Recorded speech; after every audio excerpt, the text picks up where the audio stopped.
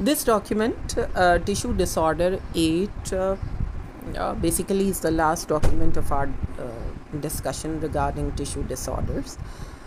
And this document is basically related with tumors and cancers, or basically neoplastic growths, neoplastic tissue growths. The word tumor means literally an abnormal swelling. However, in modern medicine, the word has much more specific meaning. A tumor or neoplasm, it's a Greek term, and neo means new, plasm means formation.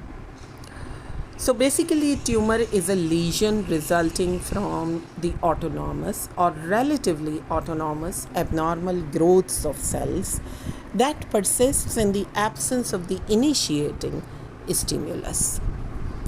The growth of the neoplasm is abnormal, excessive, and is uncoordinated with that of the normal surrounding tissues.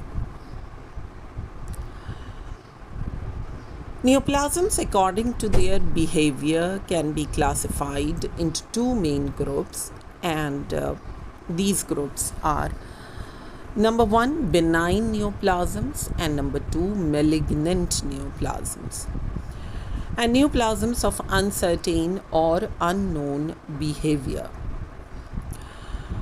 Malignant neoplasms are also simply known as cancers, and they are the focus of the field of oncology. So there are some characteristics, some characteristic features for both benign and malignant neoplasms or tumors, and on the basis of which we can differentiate these growths of tissues. Benign tumors or benign neoplasms usually remain localized. They are slowly growing lesions of the tissue that do not invade the surrounding structures and or spread to other sites in the body. Benign term जो है, basically that means any localized uncontrolled growth of the tissue.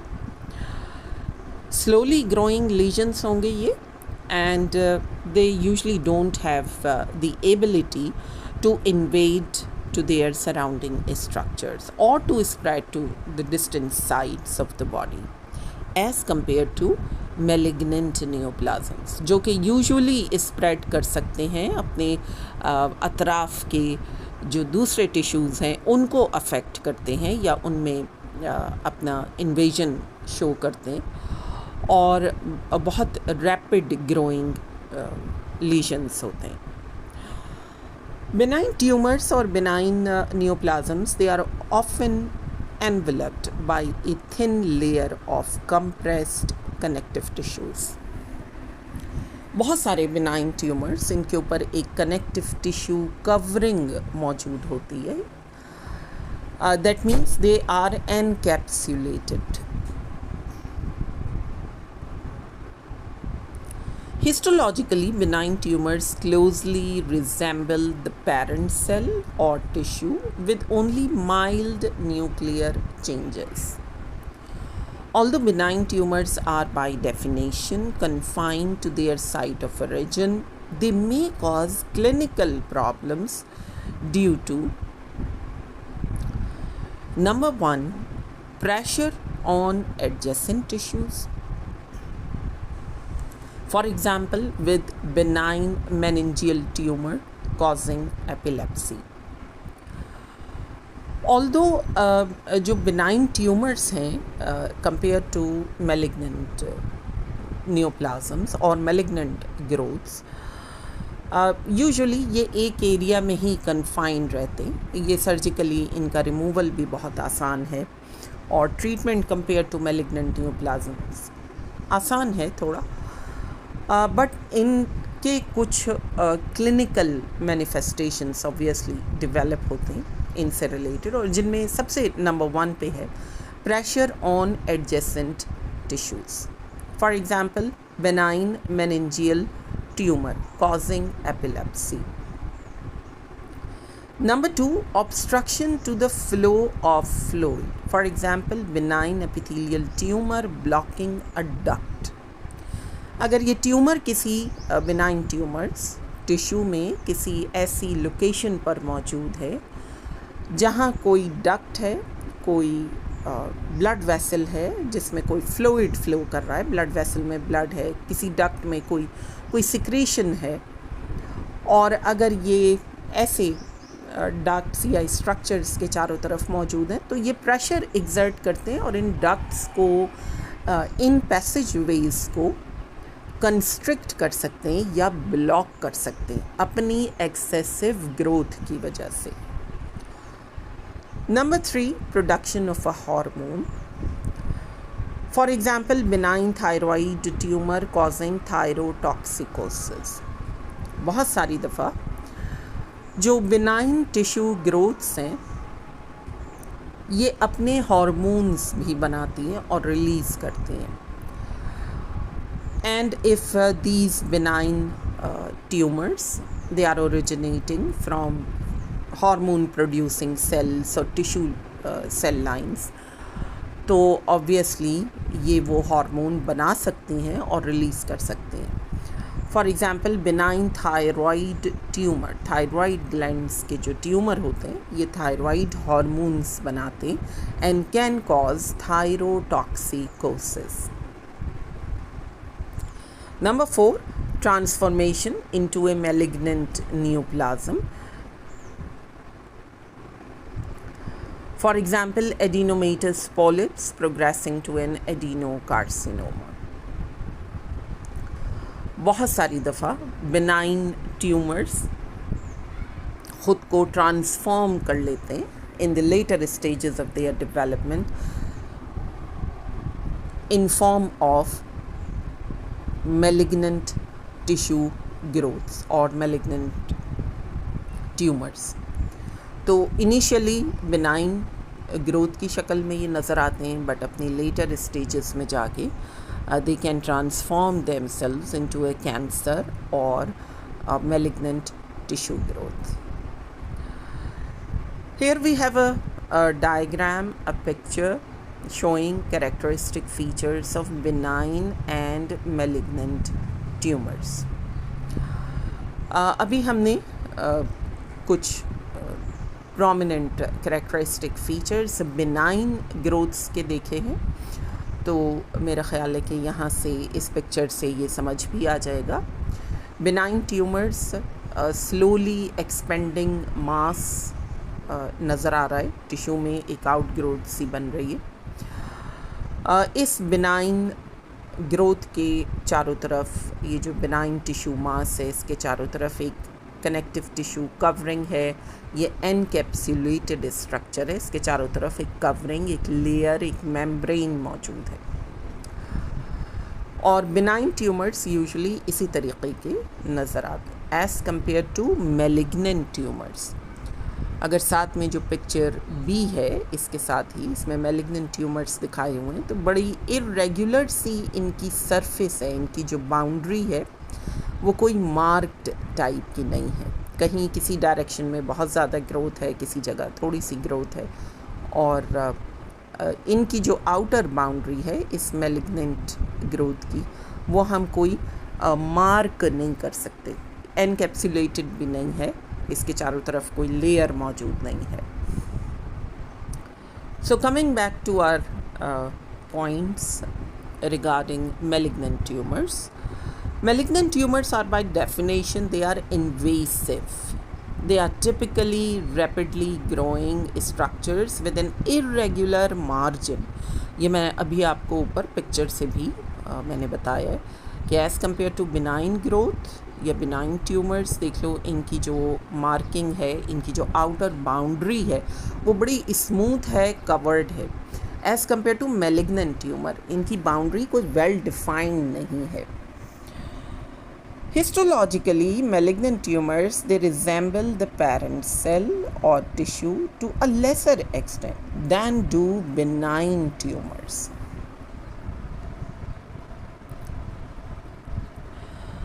जो benign tumour हैं या जो benign tissue growths हैं, इनके cells usually parent cell से resemble करते, थोड़ी बहुत रिजेंबलेंस मौजूद होती है इन बिनाइन ग्रोथ्स के सेल्स में as compare to malignant tissue growths. जहाँ मेलिग्नेंसी कोई डेवलप हो रही है, ये जो मेलिग्नेंट टिश्यू ग्रोथ्स हैं, इनके सेल्स अपने पेरेंट सेल से सिमिलैरिटी नहीं रखते हैं। Malignant tumors invade into and destroy the adjacent tissues, enabling the neoplastic cells to penetrate the walls of blood vessels and lymphatic channels and thereby disseminate to other sites. जो malignant tissue growths हैं, ये tissue में तो spread कर ही रही हैं, tissue के structures को अफेक्ट कर रही हैं, बट साथ साथ जो टिश्यूज़ में ब्लड वेसल्स या लिम्फेटिक वेसल्स मौजूद हैं, ये इनमें भी पेनिट्रेट करती हैं और वहाँ से ब्लड फ्लो के थ्रू या लिम्फ जो फ्लो कर रहा है इसके थ्रू ये different distant parts of the body तक पहुँच सकते हैं। This important process is called metastasis or spread of malignancy, and the resulting secondary tumors are called metastasis. Patients with widespread metastasis are often said to have carcinomatosis. ऐसे patients जिनमें cancer या malignant growths बहुत सारे different tissues तक spread कर चुके हों, इनको कहा जाता है कि they have carcinomatosis. Not all tumours categorised as malignant exhibit metastatic behaviour. अच्छा, बिनाइन ट्यूमर्स और मेलिग्नेंट ट्यूमर्स की आइडेंटिफिकेशन के लिए एक प्रॉपर नॉमेनक्लेचर फॉलो किया जाता है कि जब इन ट्यूमर्स या कैंसर्स की नेमिंग की जाए या इनको प्रॉपर प्रोनाउंस किया जाए, तो उससे ही पता चल जाता है कि ये कैंसर की बात हो रही है, मेलिग्नेंट टिश्यू ग्रोथ की बात हो रही है या बिनाइन टिश्यू ग्रोथ की बात हो रही है। So, not all tumors categorized as malignant. Tumors जिनको malignant categorize किया जा रहा है या किया जाता है, बहुत सारी दफ़ा they may not exhibit metastatic behavior. For example, basal cell carcinoma of the skin rarely forms metastasis. Although कि इसका जो प्रॉपर टर्म है वो इसके साथ कार्सिनोमा की टर्म लगी हुई। कार्सिनोमा बेसिकली कैंसरस या मेलिग्नेंट ट्रांसफॉर्मेशन को साउंड कर रहा है, लेकिन यूजुअली ये स्प्रेड नहीं करते, मेटास्टेसिस नहीं मौजूद होता इन ट्रांसफॉर्मेशंस के साथ, yet is regarded as malignant because it is highly invasive and destructive. Malignant tumors on epithelial or mucosal surfaces may form a protrusion in the early stages but eventually invade the underlying tissues. This invasive inward direction of growth give rise to an endophytic tumor or ulceration. Malignant tumor in solid organs tend to have irregular margins, often with tongues of neoplastic tissue penetrating adjacent normal structures. The resemblance of the cut surface of these lesions to a crab gives the disease its popular name. Malignant tumors जो solid organs में नज़र आते हैं या grow करते हैं, usually इनकी they usually have irregular margins, इनकी आउटर बाउंड्री बड़ी इरेगुलर सी होगी ऑफन कुछ पेनिट्रेटिंग टंग्स इनकी बनी हुई होंगी जो सराउंडिंग स्ट्रक्चर्स में पेनिट्रेट कर रही होंगी. The resemblance of the cut surface of these lesions to a crab, जिस तरह से एक क्रैब होता है जिसकी बहुत सारे लेग्स होते हैं और ये लेग्स डिफरेंट डायरेक्शंस में हैं, बिल्कुल इसी तरीके की अपीयरेंस होती है मेटास्टैटिक ग्रोथ्स की टिश्यूज़ में. And that's why they are named as cancer. Cancer means crab. Malignant tumors often show central necrosis because of inadequate vascular perfusions. जो malignant tumors हैं इनमें centrally located necrosis, जो central part होगा इस malignant outgrowth का, इसमें necrosis मौजूद होगी because of inadequate vascular perfusion. Malignant neoplastic cells show a greater degree of atypical nuclear changes with enlargement of the nucleus, darker staining and more variability in nuclear size, shape and chromatin clumping. सो अगर malignant neoplastic cells को stand किया जाए और इनको observe किया जाए, they can show a greater degree of atypical nuclear changes with enlargement of the nucleus. इनका nucleus large size का नज़र आएगा, डार्कर स्टेनिंग होगी न्यूक्लियस की, इस प्रॉपर्टी को हम कहते हैं hyperchromasia. And more variability in nuclear size. एक मैलिग्नेंट सेल दूसरे मैलिग्नेंट सेल, इनके जो न्यूक्लियस होंगे, इनके साइज, शेप और क्रोमेटिन क्लम्पिंग डिफरेंट नज़र आ रही होगी, एक दूसरे से डिफरेंट होगी. The considerable morbidity and mortality associated with malignant tumors may be due to pressure on and destruction of adjacent tissues. Formation of secondary tumors, blood loss from ulcerated surfaces, obstruction of flow of the colon causing intestinal obstruction, production of hormones, other paraneoplastic effects causing weight loss and debility, anxiety and pain. जो morbidity या mortality है cancerous transformations के साथ या malignant tumours के साथ, basically इसमें इसके कुछ इम्पॉर्टेंट फैक्टर्स हैं. इन इम्पॉर्टेंट फैक्टर्स में से number 1, pressure on and destruction of adjacent tissues.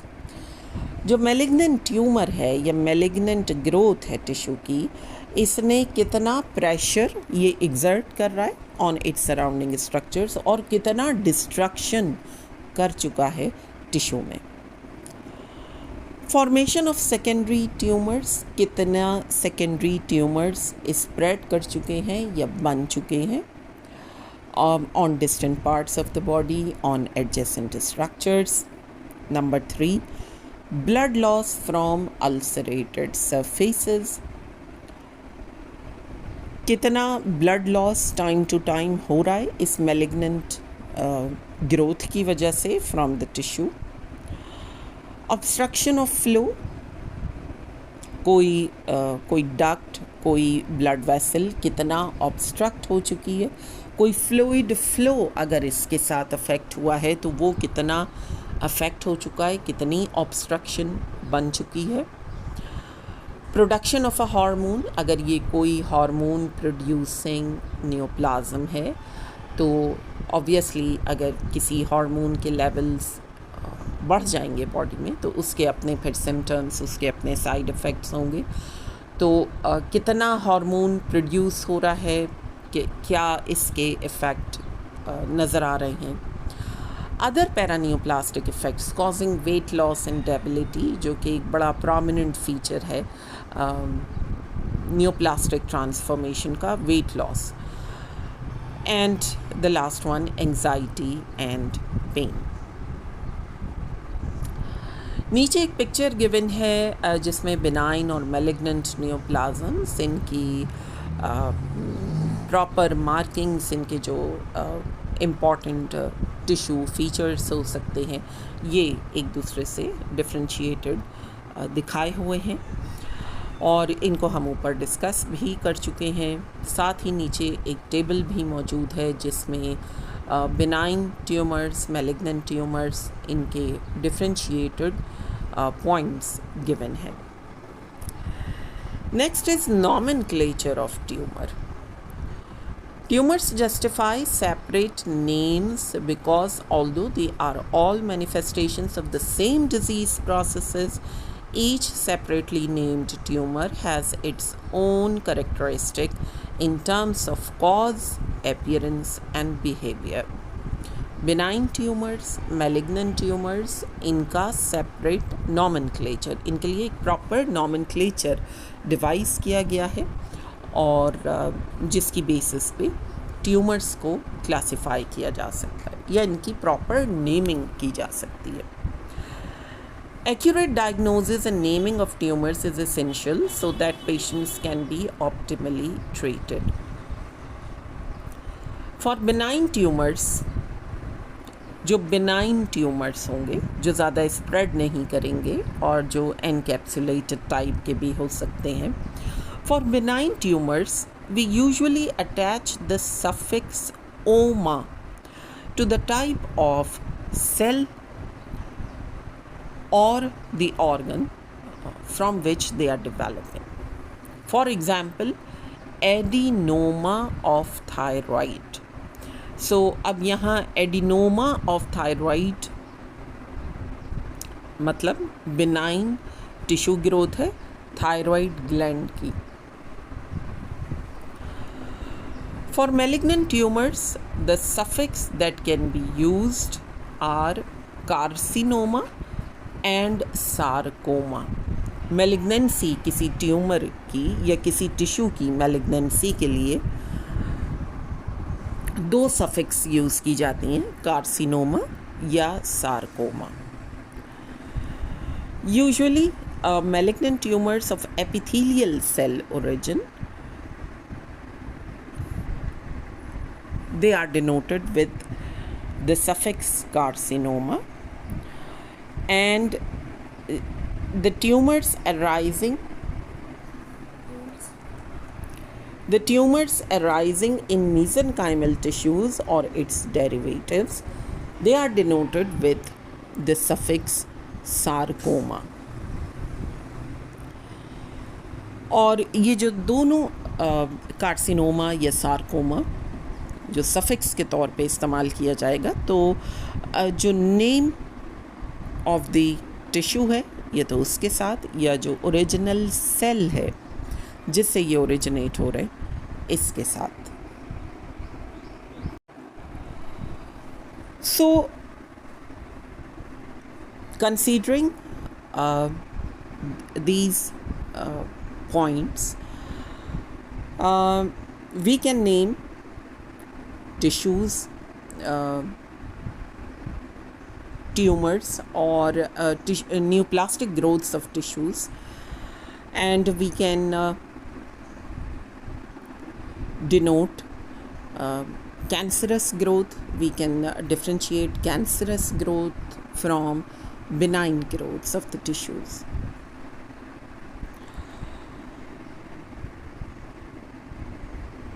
नीचे इसी डॉक्यूमेंट में एक टेबल मौजूद है जिसमें टिश्यू टाइप्स या टिश्यू ऑफ ओरिजिन और साथ साथ इनके बिनाइन ट्यूमर्स और मेलिग्नेंट ट्यूमर्स के लिए जो नॉमेनक्लेचर फॉलो किया जाता है वो गिवन है. और चूँकि अभी हमने कुछ पॉइंट्स पढ़े हैं इसलिए मैं इस टेबल पर पहले आ गई हूँ ताकि हम जो पॉइंट्स हमने ऊपर देखे हैं उनको एटलीस्ट हम यहाँ से थोड़ा सा समझ लें. So tissue of origin for example is fibroblast. अगर बिनाइन ग्रोथ हमें शो करना है, फिब्रोब्लास्ट अगर सेल ऑफ ओरिजिन है, तो we can named it as fibroma by just attaching the suffix oma. And for malignant growth arising from fibroblasts, we can name it as fibrosarcoma. For adipose tissue, benign growths are named as, और जो nomenclature हम use करेंगे benign growths के लिए जो कि adipose tissues से originate हुई हैं, we name them as lipoma. And for malignant growths we can named them as liposarcoma. For cartilages, it's going to be chondroma for benign tissue growth, and for malignant tissue growths, chondrosarcoma. For bones, osteoma and osteogenic sarcoma. For blood vessels, hemangioma and malignancy के लिए angiosarcomas. Lymphatic vessels, lymphangioma and lymphangiosarcoma.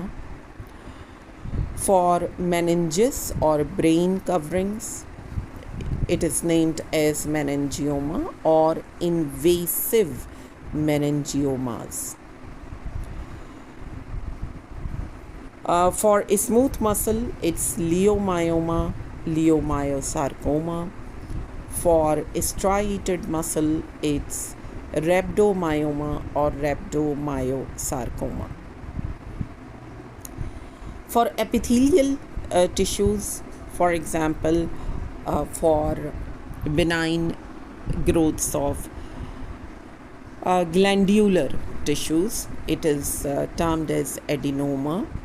And for malignant growths, we can use the term adenocarcinoma. For liver, it's liver cell adenoma. And for malignant growths, we can name them as hepatocellular carcinoma. Urinary tract, transitional cell papilloma or transitional cell carcinoma.